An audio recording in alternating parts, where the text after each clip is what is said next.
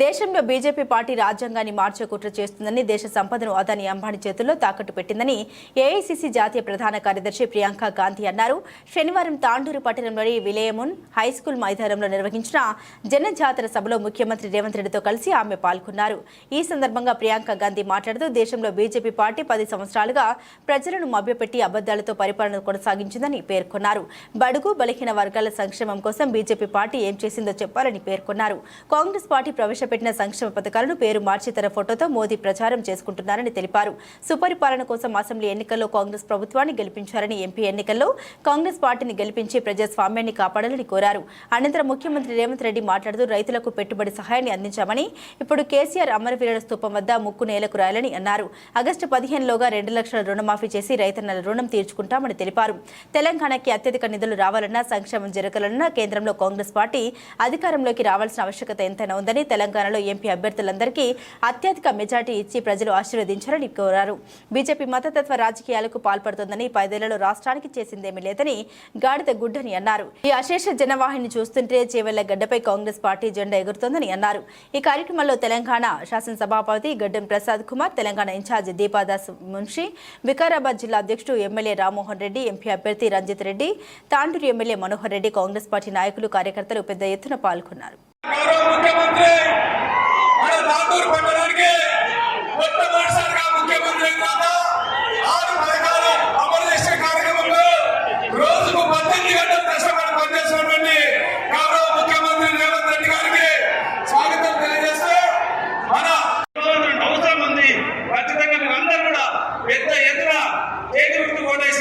ఇప్పుడు వాళ్ళు చెప్పుకున్నటువంటి ఈ బీజేపీ మోసపూరితమైనటువంటి మాటలు చెప్పేటువంటి పార్టీని పొందబెట్టాలి. మొన్న టీఆర్ఎస్ విధంగా వచ్చాము, రేపు బీజేపీని కూడా పొందబెట్టి ఖచ్చితంగా కాంగ్రెస్ గెలిపించుకుందామని చెప్పి కూడా కోరుకుంటూ నాకు అవకాశం ఇచ్చారు.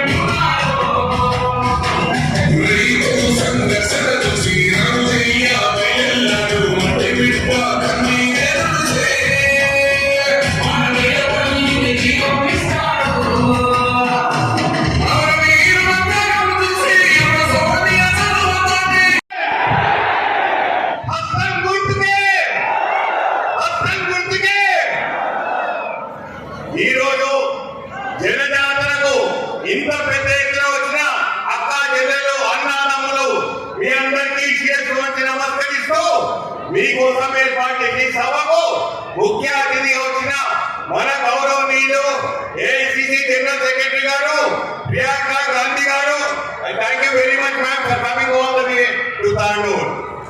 మనకు 6 గ్యారెంటీలు ఇస్తానని చెప్పి ఆల్రెడీ 4 గ్యారెంటీలు అమలు చేసి మిగతావన్నీ ఇస్తానని చెప్పి ఇస్తూ ముందు సాధిస్తున్న మన గౌరవనీయులు, మన ముఖ్యమంత్రి వర్యులు అన్న రేవంత్ రెడ్డి గారికి, మన ఇన్ఛార్జ్ లో వచ్చిన దీపాదాస్ మున్షి గారికి, రోహిత్ చౌదరి గారికి, పెద్దలు గౌరవనీయులు మన స్పీకర్ గారు గడ్డం ప్రసాద్ కుమార్ గారు, స్థానిక శాసనసభ్యులు అన్న మనోహర్ రెడ్డి గారు, పరిగి శాసనసభ్యులు పెద్దలు గౌరవనీయులు అన్న రామ్మోహన్ రెడ్డి గారు, వేదిక మీద ఉన్న ప్రతి ఒక్కరు, అక్క చెల్లెలు, అన్నదమ్ములు, ప్రింట్ ఎలక్ట్రానిక్ మీడియా ప్రతి ఒక్కరికి పేరు పేరు నమస్కరిస్తూ మే 13 3వ నెంబర్ కాంగ్రెస్ అభ్యర్థి అస్తంగుంటూ ఏ నెంబర్ 3 ఏం గుంటూ కడుపు నిండింది.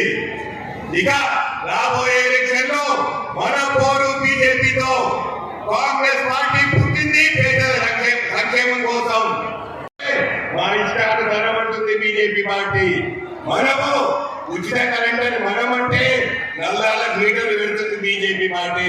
మనము రుణమాఫీ చేస్తామంటే వాళ్ళు రిజర్వేషన్లు మైనార్టీ రిజర్వేషన్తో మొదలుపెట్టి అన్ని రిజర్వేషన్లు మాఫీ చేస్తారని కంకణబద్ధులైన బీజేపీ వాళ్ళు.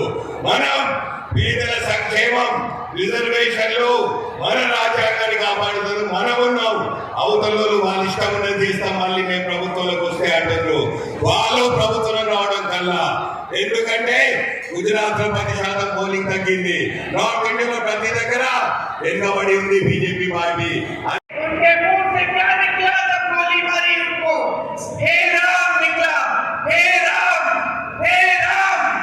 స్నేహితులారా, మహాత్మా గాంధీ గారు ఎంత మహోన్నతమైనటువంటి వారంటే వారి ఛాతీని చీల్చుకొని తుపాకీ గుండు వెళ్ళినప్పుడు వారి నోటి ద్వారా వచ్చింది ఏమిటి? హే రామ్, హే రామ్, హే రామ్ అనే మాటతోనే వారు తను చాలించిన విషయం గుర్తు పెట్టుకోవాలి.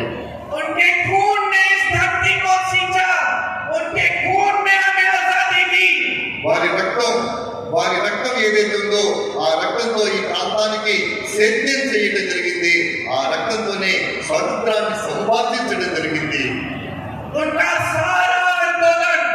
हिंदू धर्म की सीख पर आधारित था और ऐसा कोई धर्म नहीं है हमारे देश में जो आपको ये नहीं सिखाता कि आप सच्चाई को पर आप अपने सच्चे अनुभव पर और सत्य के पथ पर चलो. స్నేహితులారా, భారతదేశంలో ఉన్నటువంటి ధర్మాలలో ప్రతి ధర్మం కూడా సత్యాన్ని నడిపించండి, సత్యం మీదనే నడవండి, సత్యంతోనే జీవించండి అనేటటువంటి మాటను బోధిస్తుంది.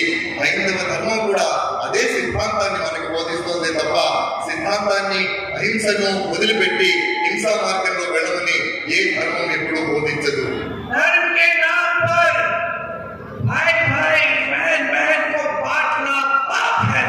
స్నేహితులారా, ధర్మం పేరిట అన్నదమ్ముల మధ్య, సోదరుల మధ్య విభేదాలు సృష్టించేటటువంటి ప్రయత్నాలు జరుగుతున్నాయి.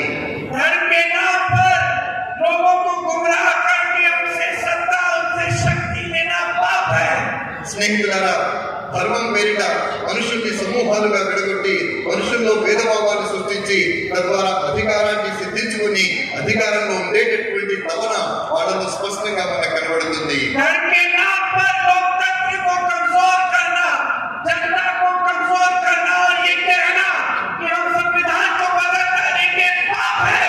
స్నేహితులారా, ధర్మం పేరిట మనుషుల్ని విడగొట్టి, ధర్మం పేరిట ప్రజల్ని విడగొట్టి, ధర్మం పేరిట విభేదాలు నాటి భారత రాజ్యాంగాన్ని సమూలంగా మార్చివేయాలనేటటువంటి ప్రయత్నం చేయడం అనేది అది ఎంతవరకు ధర్మమో సమంజసమో మీరు ఆలోచించాలి.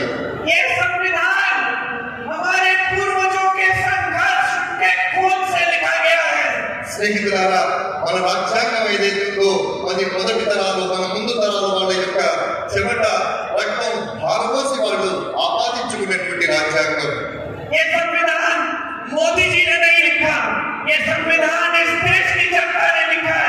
ఈ రాజ్యాంగం ఏదైతే ఉందో ఈ రాజ్యాంగాన్ని నరేంద్ర మోడీ గారు రాయలేదు. ఈ రాజ్యాంగాన్ని భారత ప్రజలైనటువంటి మనం రాసుకున్నాం.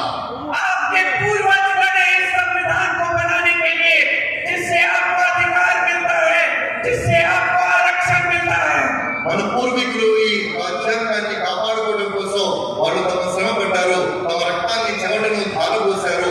దానివల్లనే ఈ రోజు మనం రిజర్వేషన్లని అనుభవించగలుగుతున్నాం. ప్రభుత్వం ద్వారా వచ్చేటటువంటి అంత లబ్ధిని మనం పొందగలుగుతున్నాం. भाजपा के प्रत्याशी देश भर में जाके कह रहे हैं कि 400 सीट को हम संविधान को बदल डालेंगे. నరేంద్ర మోడీ గారు భారతదేశం అంతా తిరుగుతూ ఒకే మాట చెబుతున్నారు, నాకు 400 సీట్లు ఇవ్వండి, నేను భారత రాజ్యాంగాన్ని మార్చేస్తాను అంటున్నారు. मैं इनसे कहना चाहती हूँ, सावधान रहो. इस देश की 140 करोड़ जनता है. ये संविधान इस जनता का है. ये जनता जान देने की तुम्हें हमसे संविधान को बदलने नहीं देगी. స్నేహితులారా, అందుకే నేను మీ అందరికీ చెబుతున్నాను, ఈ దేశంలో 140 కోట్ల మంది ప్రజలు ఉన్నారు. ఈ 140 కోట్ల మంది ప్రజల యొక్క మనోవాంఛ, వాళ్ళందరి యొక్క జీవన ఆధారం ఈ దేశపు గమనం ఈ రాజ్యాంగం.